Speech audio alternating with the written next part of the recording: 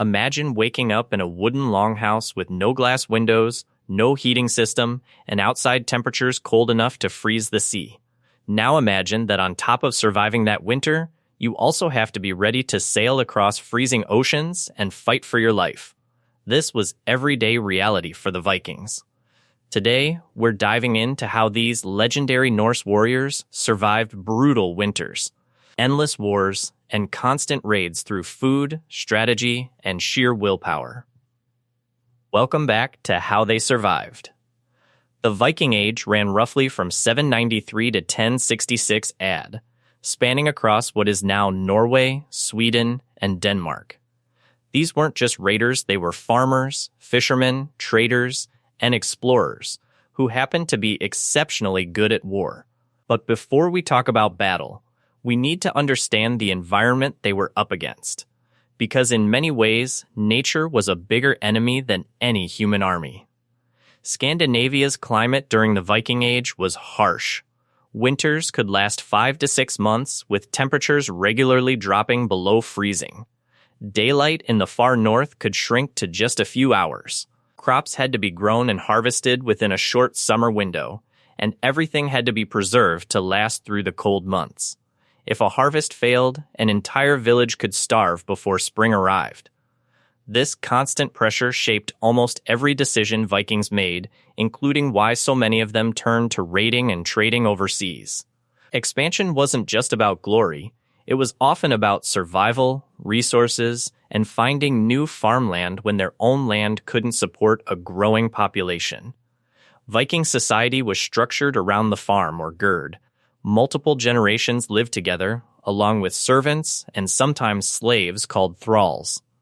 Everyone had a role, children helped with animals, women managed the household, brewed, wove, and often controlled the family's wealth and food stores, while men farmed, fished, hunted, and when the season allowed sailed off to raid or trade.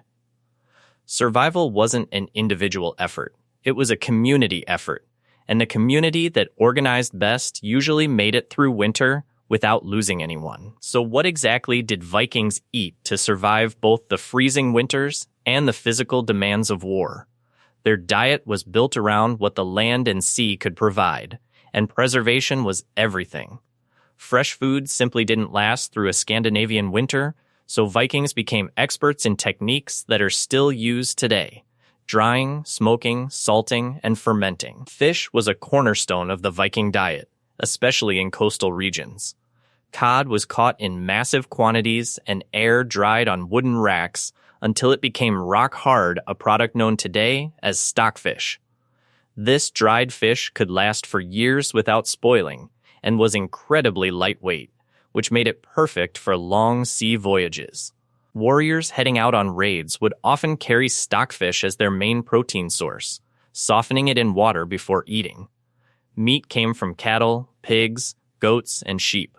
Since keeping every animal alive through winter was expensive, feed was scarce, Vikings would slaughter a portion of their livestock in autumn. This meat was then salted, smoked, or turned into sausages to preserve it. Nothing was wasted, blood was used in puddings, fat was rendered for cooking and lighting lamps, and bones were boiled down into nutrient-rich broths. Dairy played a surprisingly large role too. Vikings drank buttermilk, made cheese, and produced a fermented milk product called skyr, which is still popular in Iceland today. Cheese, in particular, was valuable because it stored well and provided protein and fat during lean months. Grains like barley, rye, and oats were used to bake dense flatbreads and to brew beer, which, importantly, was often safer to drink than untreated water. Porridge was a daily staple, sometimes mixed with dried fruit, nuts, or honey if available. Vikings also relied heavily on foraging. Wild berries, mushrooms, nuts, and herbs supplemented their diet, and honey was prized both as a sweetener and for making mead, a fermented honey drink used in celebrations and rituals. For warriors specifically, food during a raid or military campaign had to be portable and long-lasting. Dried meat, hard cheese, stockfish, flatbread, and butter were staples carried aboard longships. Butter was sometimes buried in bogs to preserve it for extended periods. Archaeologists have actually found bog butter that is centuries old. Surviving as a Viking wasn't just about having food, it was about strategy, adaptability, and preparation. One of their greatest survival tools was the longship itself. Lightweight, flexible, and shallow-drafted, these ships allowed Vikings to sail across open ocean, navigate rivers, and even be dragged over land between waterways. This gave them the ability to strike quickly, retreat before enemies could organize a defense, and access places larger, heavier ships couldn't reach. Speed and mobility were survival tools as much as they were tactics of war. Clothing was another critical factor. Vikings wore layered wool garments, since wool retains warmth even when wet, an essential property in a region full of rain, snow, and sea spray. Fur cloaks, leather boots lined with fur or straw, and mittens helped protect against frostbite. Even something as simple as smart clothing choices meant the difference between life and death during a long winter voyage or an unexpected storm at sea. Housing also played a major defensive and survival role.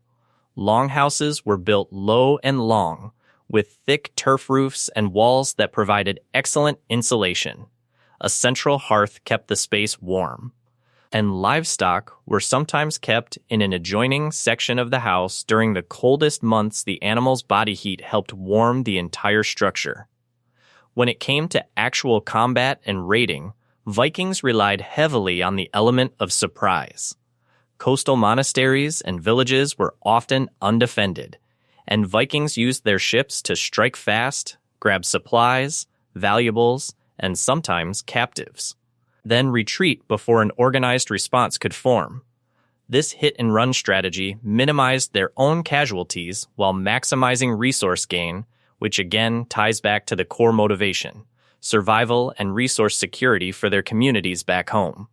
Vikings also built extensive trade networks stretching from North America all the way to Constantinople and the middle, minimizing amber. Fur. Walrus ivormaximizings for silver, silk, spices, and grain allowed Viking communities to supplement what their harsh homeland couldn't produce.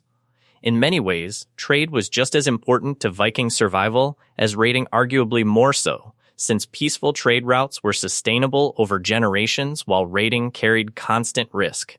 Despite their reputation as fierce warriors, disease was one of the deadliest threats Vikings faced, often more dangerous than any battle. Malnutrition was a constant risk, especially in years of poor harvest. A shortage of vitamin C during long winters could lead to scurvy, and evidence from Viking-Age skeletons shows signs of anemia and stunted growth in some communities, especially in leaner years. Poor sanitation in densely packed longhouses and settlements made infectious diseases spread quickly. Dysentery, tuberculosis, and various parasitic infections were common. Archaeological studies of Viking-era remains have found evidence of intestinal parasites like whipworm and roundworm, likely from contaminated food and water. Injuries from farming, sailing, and combat were another major health threat. Without antibiotics, even a small wound could become infected and fatal. Vikings did have some medical knowledge. They used herbs, honey, and techniques like cauterizing wounds to prevent infection. Sagas even describe early forms of wound assessment, such as feeding an injured warrior onion soup and smelling the wound to check if the intestines had been pierced.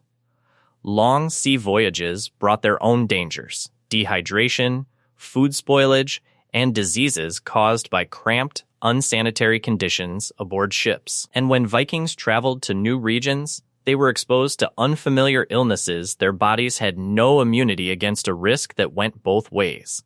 As historians note, Viking contact likely introduced new diseases to some of the regions they settled. When we picture Vikings, we usually picture warriors with axes and shields.